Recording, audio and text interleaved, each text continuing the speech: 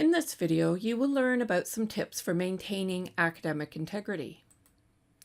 Students often wonder how they can avoid allegations of academic misconduct.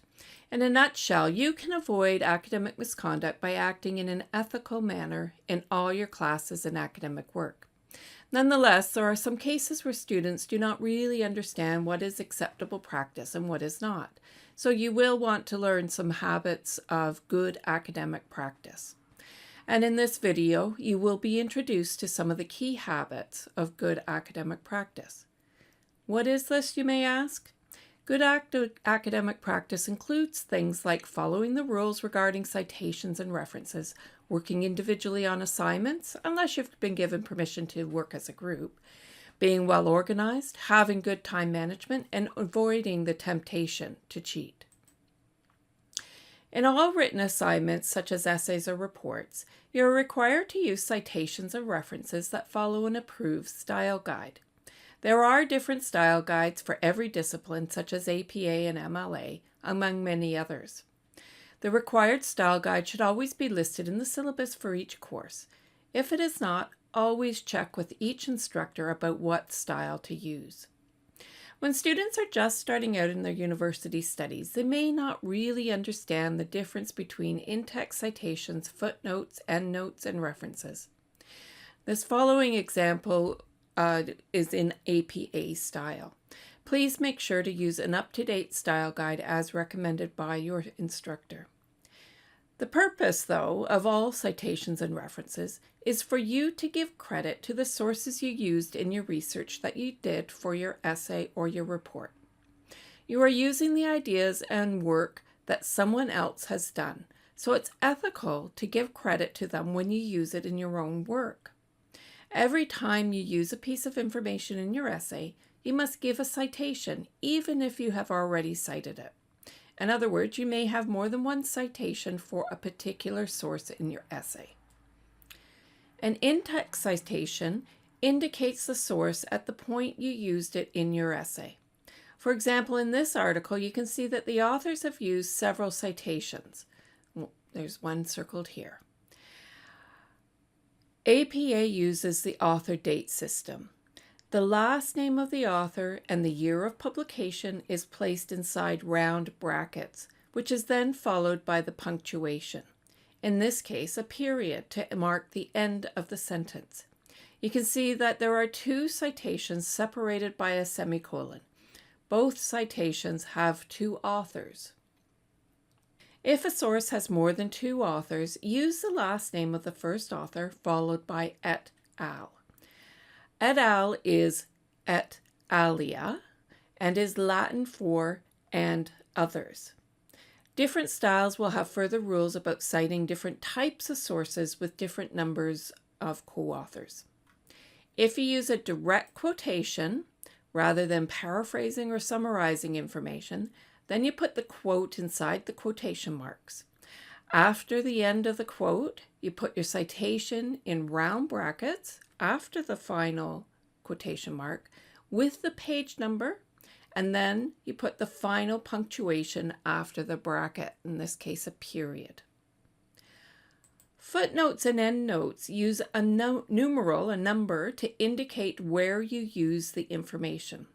The note number is raised, or what they call superscript, and is placed after the punctuation. So this is different from in-text citations. With a footnote or an endnote, you put the punctuation first, and then you have the raised or superscript number. With a in-text citation, the punctuation goes after the final bracket. Then, for footnotes and endnotes, the details of the source or the additional information is placed either at the bottom or foot of the page for footnotes, or at the end of the document and before the reference list for endnotes. Now, this style is rarely used in APA and only when necessary when you have some additional information that doesn't fit into the main text. Footnotes and endnotes are often used by the Chicago Manualist style for history essays, for example. As you have noticed, your citations do not include all the information necessary for your reader to find the source. So your reference list includes all the information needed for someone else to find the sources that you used. Anything that you cite should appear in the reference list, and anything that is on your reference list must be used in your essay. If you use it in your essay, it must be cited. In other words, everything must match. Now, each reference includes the author's names, the year of publication, the article title, the journal in which it was published, the volume and issue numbers, the page numbers, and the DOI number. Pay attention to punctuation here. You should always check the details of what goes in a reference every time you write an essay or report, unless you have a photographic memory and can remember the details of your style guide really easily. Now, sources only appear once in a reference list. In APA, the sources are not numbered, but they are always listed in alphabetical order. So you can see that here, C, D, another D. In terms of formatting, they're always formatted with a hanging indent. And a hanging indent is when the second line is indented rather than the first line.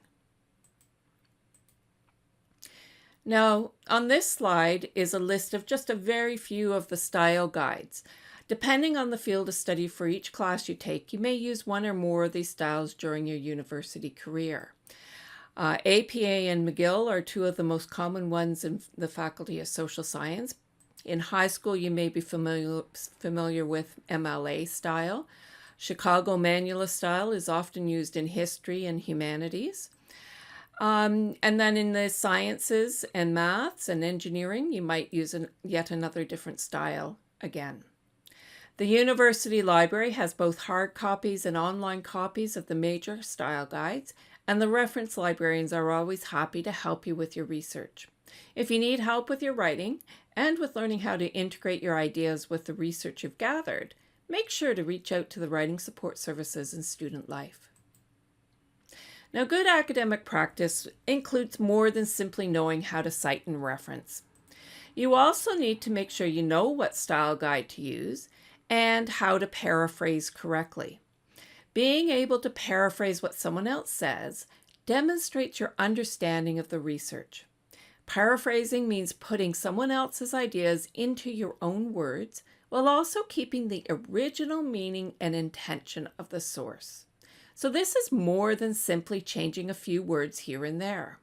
You don't need to paraphrase every sentence because it's better to have a summary of the ideas that are most important and relevant to your essay. Always remember to provide the citation and include your source in the reference list.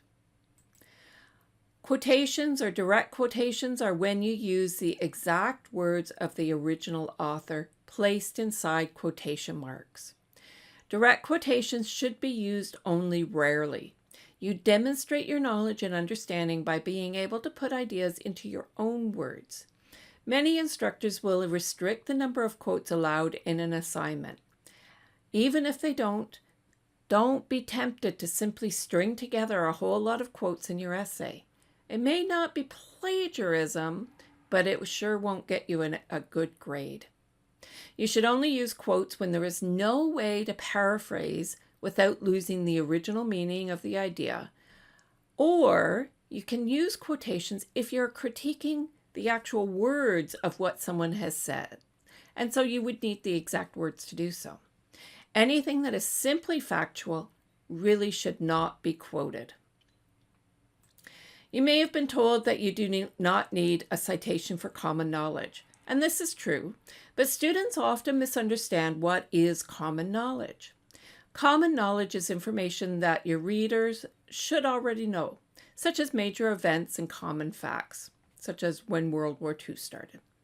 If a piece of information has appeared in at least 5 credible sources, and they're easily accessible sources without being cited, then it can typically be considered common knowledge and you don't need a citation for it.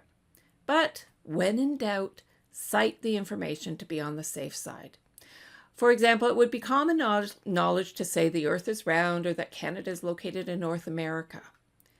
As I said, Anytime you're in doubt, you should give a citation. Reusing an essay or parts of an essay from a past course in a new class is considered self-plagiarism, and students often get caught up in this, where they think that because they wrote it, they could use it again in another essay. When you're doing your research, make sure that you take good notes so that you easily know if the words are quotes from the source or your own summary of the ideas. Also, keep careful track of the full bibliographic information for your reference list. Now, students often run into trouble when they leave assignments to the last minute. Poor planning and poor time management means that you end up rushed when doing your research, and you may not be diligent in keeping track of your sources and ensuring that the essay is carefully put together in your own words with correct citations. So the best strategy is to plan your time well and to have an organizational system to keep track of everything you do. Now, Student Life and the Newell website both have resources for helping students with time management and organization.